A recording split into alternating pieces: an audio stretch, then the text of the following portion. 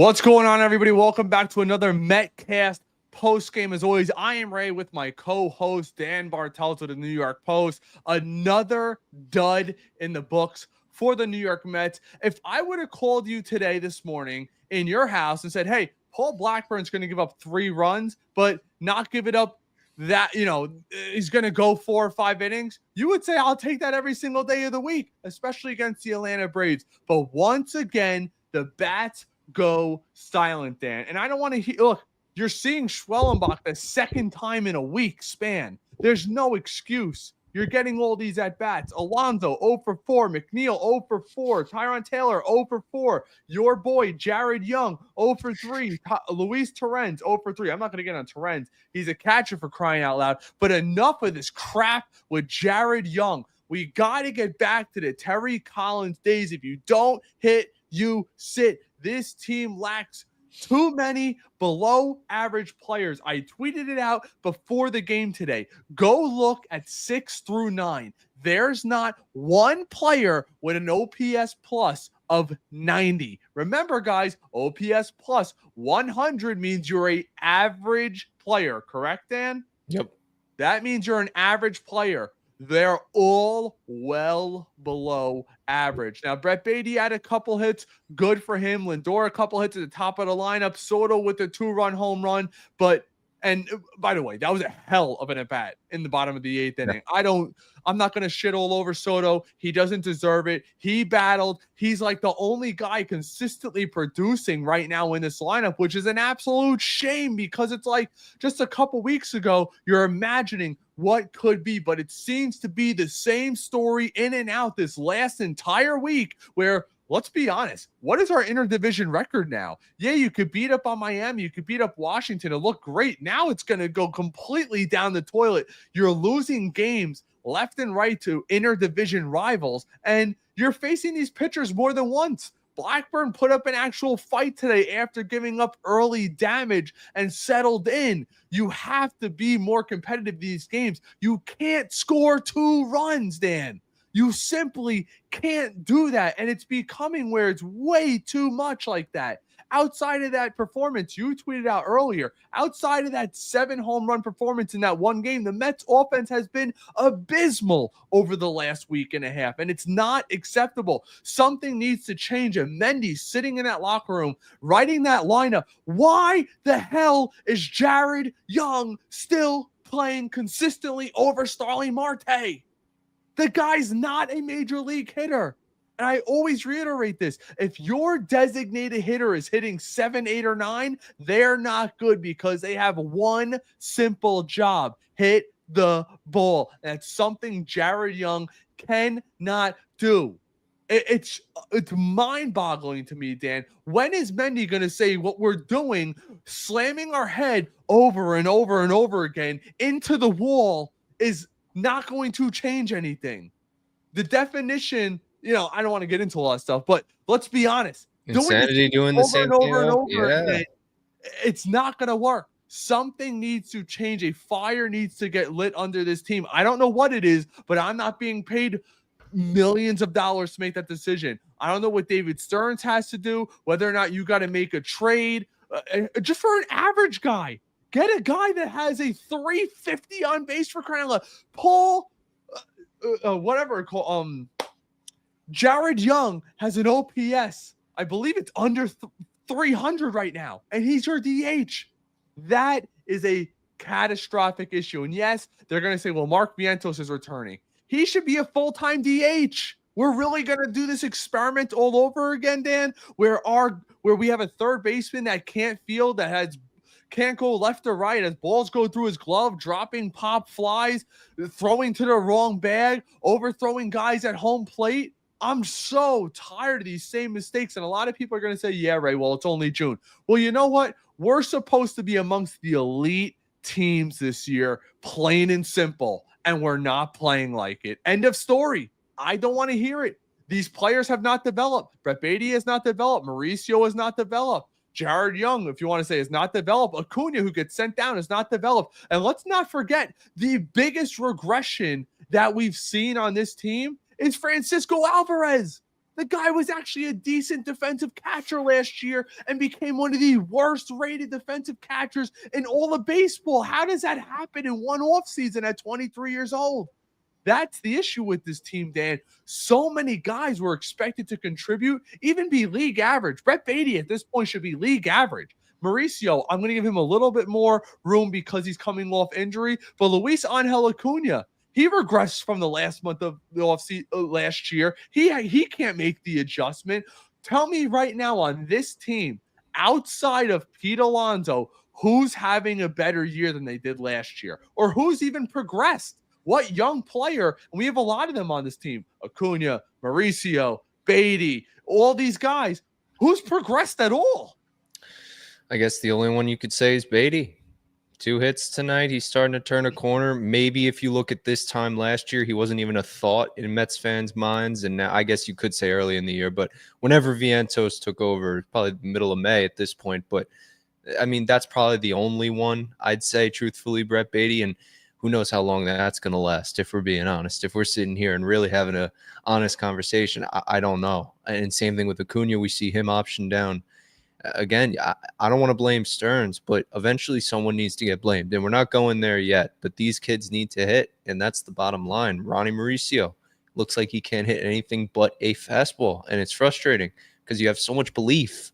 Same thing with a guy like Francisco Alvarez. So much hope. So much, this was the top catching prospect, the number 1 overall prospect. And Mets fans, I know you hear me. This is dark days, and I'm wearing black for a reason because I think a lot of us are very depressed lately, and rightfully so. You have a right to be depressed. This team has not done anything to be hopeful about. But at the same time, again, you have to realize where you are. Still top of the National League. Again, this is a really good team. They're going to be fighting tooth and nail till September, till October. That's what baseball is all about. But at the end of the day, just give it time. That's my one thing. It's not a funeral yet, but give it time. This team's going to break out of it. 6 hits today, 1 error, 2 runs. When Paul Blackburn, and I'm going over the stats right now. When Paul Blackburn gives you 4 2/3, gives up 3 runs, and your bullpen does what they did, it's not disgraceful, but just under that. Jose Buto, 1 1/3, no runs. Stanek, 1 inning, no runs. Reed Garrett, 1 inning, no runs. Edwin Diaz, an inning, no runs. And you can't score? Look, I understand Spencer Schwellenbach is good, but it's not like he's even striking out the world. He had 4 strikeouts. 4. And Alonso looked brutal at the end of the game. They're not going to throw him a fastball. But, Dan, it's like when the Mets get okay pitching like they did tonight, they can't score a run. Then their pitchers give up 9 runs. We score 5. It's just, it's wild because when Soto's not hitting, this team has done well to start the season. And now that he's hitting, one of the best OPSs in baseball throughout the month of June, we can't win. And it goes to show you, we stacked up on the bad teams early. We did. Miami, Washington, Colorado, Chicago. Let's keep it real. That's what's happened. We stacked up, and now we're facing formidable opponents. I hope this is a wake-up call for David Stearns. The trade deadline is about 1 month away. Now, there's a lot of baseball to be played in between them, but make no bones about it. The Phillies and the Braves. The Braves are coming, in my opinion. I know they lost to Miami, but they love playing us. They love playing us. And the Phillies are not going to slow down. I don't want to wake up July 31st and I look at the standings and the Mets are 6 or 7 games out. And now for like the 5th straight year in a row, 6th straight year, we're begging to make a wild card. I am tired of being that team. And I'm not asking for a lot, Dan. I don't think what I'm asking for is that unreasonable. Get me some players that have a OPS plus of 95. I'll take it. 95. I don't think that's much to ask for. 95 to 105. Right in between there. Because I think this is also what's hurting this team. And maybe not today because it's a microcosm, but in the grand schemes of things, you have great, and I mean a great run producer at the top of your lineup. you need to have better hitters at the bottom of the lineup. Maybe not that are going to have crazy OPSs, but guys that have high on base percentages. Because most teams can't say outside of, Acuna, most teams can't say they don't have a Francisco Lindor in the one hole, which means you can't have a Luis Angel Acuna with a 500 OPS and a sub 300 OPS batting in the 9 hole. Brett Baty was there today. He had a couple hits. But outside of that, you look at the 8-9 hole on this team. It has not produced whatsoever. And I want guys on base when Lindor's coming up. If you're going to have Lindor hitting one, you have to have guys in the 8-9 role that maybe may not kill the ball, but have higher on base percentages than just low 300s. You're killing yourself. Lindor comes up to the plate every time. Nobody's on base.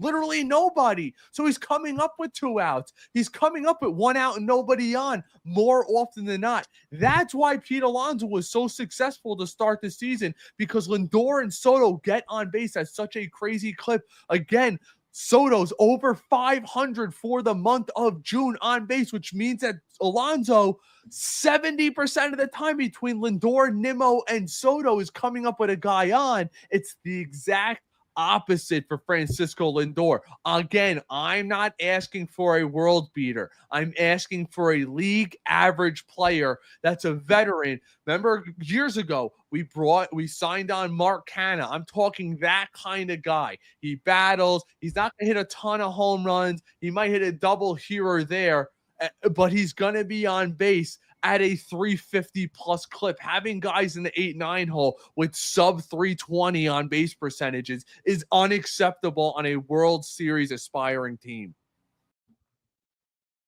And I believe we just lost Dan because Dan's on a generator. The folks out in Northport actually lost power tonight, but I'm going to get to some of your guys' comments. If you're enjoying this content, or even if you agree or disagree with me, make sure you smash that thumbs up over on YouTube. Let's get to some of you guys. Goomba, appreciate you, my guy, is always checking in. That was a nasty pitch, not Soto. At least he swung. I agree.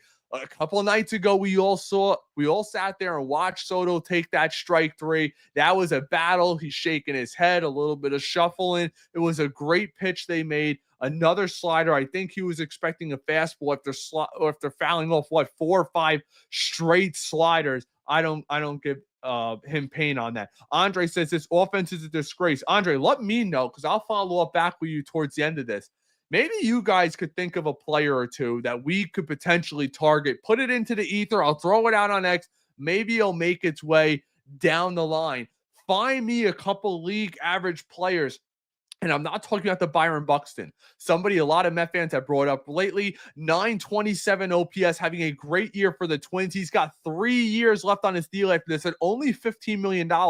But the issue is, go look at his games played. Another player that is consistently hurt pretty much every single year of his career. I believe he had an 829 OPS last year. He's well above a 120 OPS plus. Try not to get so technical for you guys, but that means he is a damn good player. Would solve the center field position for us, as I don't see Siri being the answer. Tyron Taylor, we've seen enough. Good 4th outfielder, good clubhouse guy, but needs to be the 4th outfielder on this team. Get Jared Young the hell away from this ball club. Thomas checks in over on Facebook. Garbage. Andre, yup. Yeah, I agree. Frankie says, this team desperately needs another bat.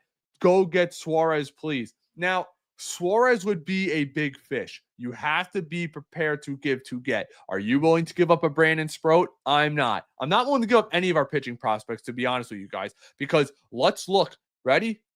We go to the trade deadline last year. You have Rogers of the Miami Marlins with a 5.5 ERA going for top 100 prospects.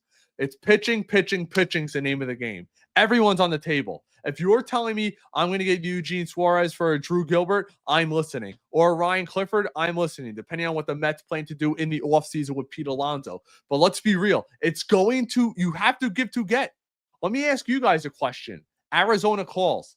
Hey, we want Mark Vientos straight up for Suarez, because Vientos has control. Suarez on the last year of his deal, but he's killing it. almost a 900 OPS, going to hit 40 plus home runs this year. Are you pulling the plug on that move? I'm actually going to tweet that move out, and I'll ask you guys over on on X.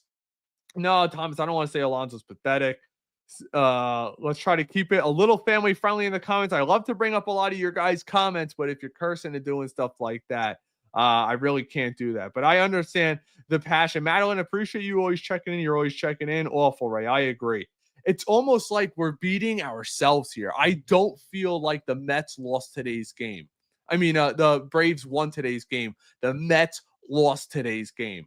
It's untimely hitting. And what we've said all season long, and I brought it up on this podcast, I spoke to Ragazzo about it. I spoke to Mike Puma about it. If we can't hit with runners in scoring position now, and this is in May and April, it's eventually going to bite you in the tuchus. And now it is. Again, early on, runners in scoring position cannot score. The other night, you have Jeff McNeil, bases loaded. Less than 2 out. What does he do? He pop flies to short left, and Soto's got to sit at third base. It's been the same thing time and time again. I think in a really good world, you bring it, if you could somehow bring in a Suarez, you make him the 5-hitter. I'd move McNeil to 9. I would move McNeil to 9. As Danny Boy is back, I told him your situation. I said your mud hut is running on a generator right now. No, I'm just messing around. It's so weird. We lost power too. It's like a nice day out, and that's the thing. Stay safe too. If you've been going, maybe the heat, heat wave, transformer, something like that. Yeah. But Dan, listen. I'm going to throw it to you before I tweet it out. It's something I just thought of in my head. We always talk about give to get, right? Everyone keeps saying go get Suarez, which I agree. It's something actually I feel we brought up on this program prior to anybody else bringing it up, but I'm not going to take credit for it. Arizona calls, says a lot of people are offering us top prospects. Are you willing to give up Brandon Sproat? I am not. The name of the game is pitching. This was my argument. Last year, you have a guy like Rogers in Miami with a 5.5 ERA going for top 100 prospects. So the name of the game is pitching. It's going to cost a ton. So you don't get rid of it when you have it in the minors. The Brandon Sproats, the Jonah Tongues, the Noah McLean, who I think is going to be actually up here sooner than we think. You can't be dominating that much at AAA and sit down there when our pitching is awful up here. When you have Paul Blackburn starting games. But here's my thing. Arizona calls. Ring, ring, ring. Hey, you guys want Eugene Suarez? We are looking for MLB talent that's under control. We will do a 1-to-1 swap. I want Mark Vientos. Are you pulling the trigger? Pretty even trade when you think about it. It fits Arizona long term. They're not competing this year. They'll develop Vientos towards next year when Corbin Burns comes back. No, you're not getting Zach Allen. I know you want to include him in that trade. It's not realistic. But you would get Eugene Suarez, who immediately becomes your 5-hitter in this lineup. You take McNeil, you put him in the 9 hole, you say, get on base, become the old McNeil, have that a little bit OPS where Lindor comes around on top and you're on base for him. I think it would solve a lot of issues, but let me get your response. Yeah, I mean, Vientos, I have to see if Suarez is willing to extend because I think he is a free agent at the end of the season. Same thing with Gallen. So that's a big question. If he is, then okay, sure. I'd definitely consider it. If not, no way. I'd still take the bang on Vientos and see what you got there. And I think he's still, the upside is real. And Vientos is a really good player when he can put it together. And we saw that last year in the playoffs. So what if you could get, say Suarez says, I'm willing to listen to an extension. I want 3 years and $65 million. He's making 15 this year. You bump him up to 23 million. He's 33 years old, so you'll be paying him 34, 35, 36. You say, see you later. It solves your third base position going forward. There is no doubt about it. I'd rather go after a Bregman or something if we're only going to spend $5 million more. Bregman's hurt. I get it, but whenever he comes back, I'll take Bregman over any of these guys. I'll take a Carlos Correa over any of these guys. I really. We've talked about Arenado, maybe not as much anymore, but I don't think Boston is one game out of the wild card. Devers would have been the guy. I mean, if we're being honest. Well, we've all been saying, but I'm trying to think of realistic guys. I don't think Boston. Ryan After McMahon. Boston trades Devers, I would be shocked if Durant's traded, because Durant's got a 700 OPS. Did you know that? He has been terrible this year. Isaac 5 home Brady. runs and he's hitting 270. Yeah. He's been terrible. But Suarez fits the need. Now his career OPS is 793. You go back, you look at last year, 788 OPS. This year he's up to 890 OPS, well above an OPS plus player. This year his OPS plus is 142.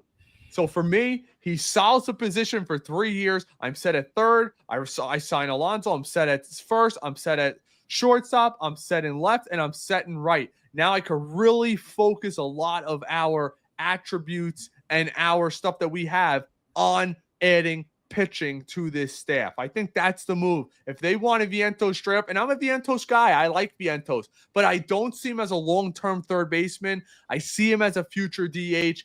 We heard time and time again how he's been working at third base to get better. I haven't seen the improvements personally. I've seen Alonso's throughout the year. You can see how he does things better year in and year out when he talks about getting better defensively. The footwork's better. That's something that I would look to target. But I told the chat while you were gone, find me other players that are league average or maybe slightly above league average, maybe a 102, 103 OPS plus guys, or dare I say 750, 755 OPS guys, and let me know. Right. It's not many, Ray. I mean, we could really do a show about it, really go a deep dive into some of these really bad teams that are going to be sellers, because at this point you kind of know. But I don't know. I think the Mets they think internally really highly of their guys. And again, unless someone takes their role and runs with it, you'd probably imagine Vientos gets the run through it all. But I don't know. So let's Andre says, here's the problem, and this is something you and I spoke about. Torrens and Taylor are not everyday players. Now they're getting exposed. I don't know about Torrens getting exposed. I don't expect a ton out of him. I expect him to play well defensively, but I agree with you with Taylor. And that happened last year. The same exact thing happened last year. We literally saw it last year. Yeah. Of course, Kai. Thanks, Kai, for the reminder. Montez is coming. Here, is he starting tomorrow? Mm-hmm. No, boy. Smash the hell out of the over on that game if you're a gambling person. All right. We'll see. One can hope he does well. I mean, I know. Madeline writes, we are 2 games out in the loss column. Perfect. Here it comes. Here it comes. I have to, guys, sorry. When you guys curse in the comments, I can't bring you up. I just will not. Al writes, we might need Manny Ramirez as the new hitting coach. There's been a lot of obsession with Manny Ramirez as a hitting coach. Just because you're a good player does not mean you're going to be a good coach. We've seen that a million times. I think there's a reason why nobody else has offered Carlos Beltran a manager's position. Just a thought. Stan says either they are swinging at bad pitches or they take too many pitches. Wow. Madeline, Montas, our savior. This is awful. You know what's going to happen tomorrow? He's going to go 7 and give up 2. Book it. Goomba writes, the Mets are the best at finding new ways to rip your soul from you when they lose. It's year after year. This has potential to be the worst season ever. First to 45 wins, then season over. That's a new one. In my opinion, I almost feel like you have to try to do that, huh? Yeah, I hope we're not there yet, guys. I hope we're a little bit more positive, but again, it's tough not to be. I get it. I said it, it feels like it's dark days. This is not good Mets baseball. This isn't a World Series winning team. But that's why you make additions at the trade deadline, which is going to be huge. I agree.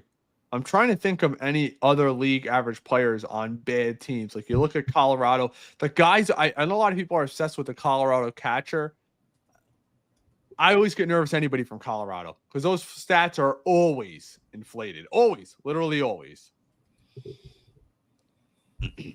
Mark says, Beatty. Oh, go ahead. I mean, there's some guys on Pittsburgh you could always look at like a Brian Reynolds, but again, they've addressed bringing in Travis Jankowski, which is great, but they also addressed Pablo Reyes. I don't know if internally they feel he has a shot. Reynolds has been awful. Isaiah kind of Falefa this year, not doing terrible. He has 673 OPS, not great, but Swift with the glove, he could be someone you could think about, but it just depends what these teams are willing to kind of shave off. And it's tough to tell. And a lot of these teams would fleece the Mets or try to at least. And I think Stearns would be smart enough to realize that. But well, think about this. Brian Reynolds on Pittsburgh, his OPS this year is 664. Well, right. All these numbers awful. Grace. What? Yeah. These numbers are bad. Like that's it's the thing. All around Major League Baseball. That's how you know they screwed with the base. You know what's funny? I saw anybody who wants a good back and forth, go look at Andrew McCutchen's X account.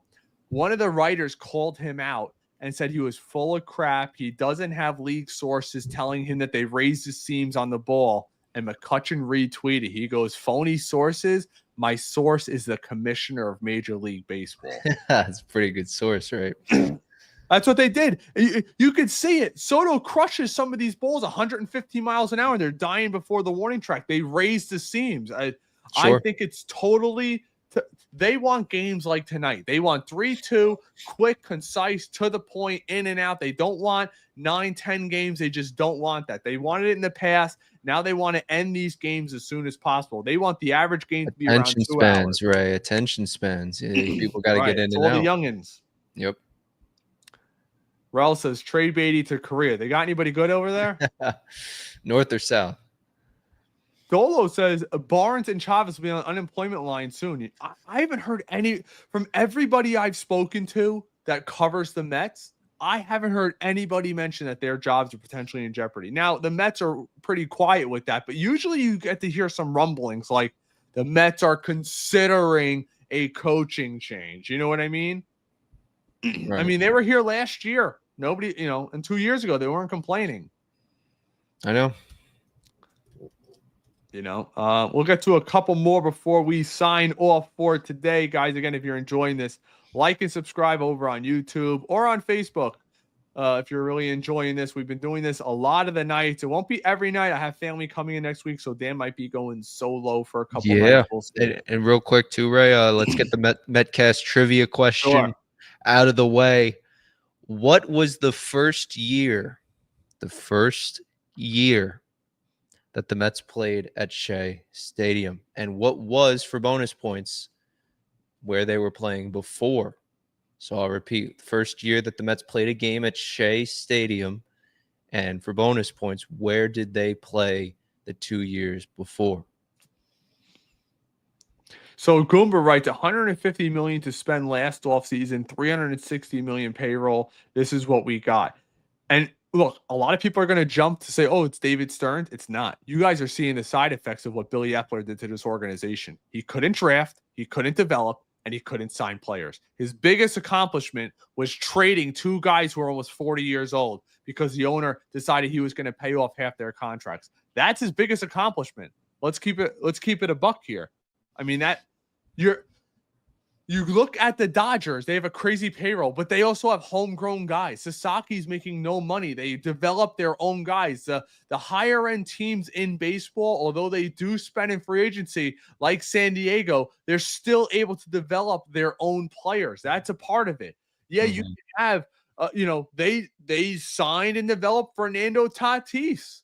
It's a great option. Who's the last star player that we developed and was homegrown? Pete Alonso? The guy's 30. Right. We've heard about a lot of guys coming up, coming out. The Harveys, all those guys. Turns out none of them worked out. Now, Harvey was an injury, but Syndergaard was never all what he was meant to be. DeGrom obviously was, but we're talking, right. I mean, DeGrom's almost 40. Yankees dealing with the same thing. It's really just been Judge. I mean, Volpe is right, but that goes to show. In my opinion, Cashman is not a good manager. He's not. He is he's been with the Yankees for forever, since 2000. You're talking 25 years. His best accomplishment is Aaron Judge. You take him away, his best development is who? Luis Severino? That's what you're talking about? 25 years of drafting and international pool guys? That's all I'm saying. We'll get to one or two more before we sign off.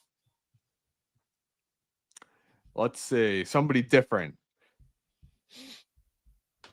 Scott says Acuna, Jet Williams, Tidwell, Mets should try to trade before their value really tanks. I could see Acuna getting potentially traded, Tidwell as well. Supposedly, the rumor around MLB, there are several teams interested in him. I am not touching Jet Williams. I think he's going to be a stud. I know Dan thinks differently, but I know David Stearns agrees with me because we spoke right here to Mike Puma, who said he is the exact player that David Stearns loves. A lot of value with Tidwell too. You're right, around the league they really value him, and I think any of those guys would be able to be traded. But I think he's going to be an elite closer. I think I get with Joe Williams though. He's your number one overall prospect. It's not Sproat anymore, so you kind of have to coddle him a little bit and not let him go. And he's producing. He's one of the right. only prospects. Him and Nolan McLean are the only prospects that are actually producing. Unless it's for I think he's going to Sandy get or called up to AAA soon. What? Yeah, unless it's for a Sandy or a Paul Skeens or some world-renowned talent. Yeah. Even Sandy's had a solid last 5 starts. I don't even know if I would trade Jet for him. But here's the last comment from Dan, and this is for you, Dan. Dan to Dan, the savior of the New York Mets, your boy, Jesse Winker. And that's all we got for you guys. Hey, Dan, final thoughts before we sign off. Final thoughts. I think Jesse Winker will have a chance to save this season, no doubt about it. And shout out to Andre Manassian. I got you first in the comments tonight. 1964, the Mets played their first game at Shea Stadium. And the 2 years before that, they played at the Polo Grounds. Everybody have a great rest of your night, and we'll talk to you tomorrow. Let's go. Oh, Mets. we better. Oh, my. Even up this series. We need a win. If Frankie Montas wins, you better be here for the post game on YouTube. I might do an insane freaking giveaway. Oh, that's how pumped I'll be. But we'll see you guys tomorrow night. Take care, everybody. Let's go. Let's go. Mets.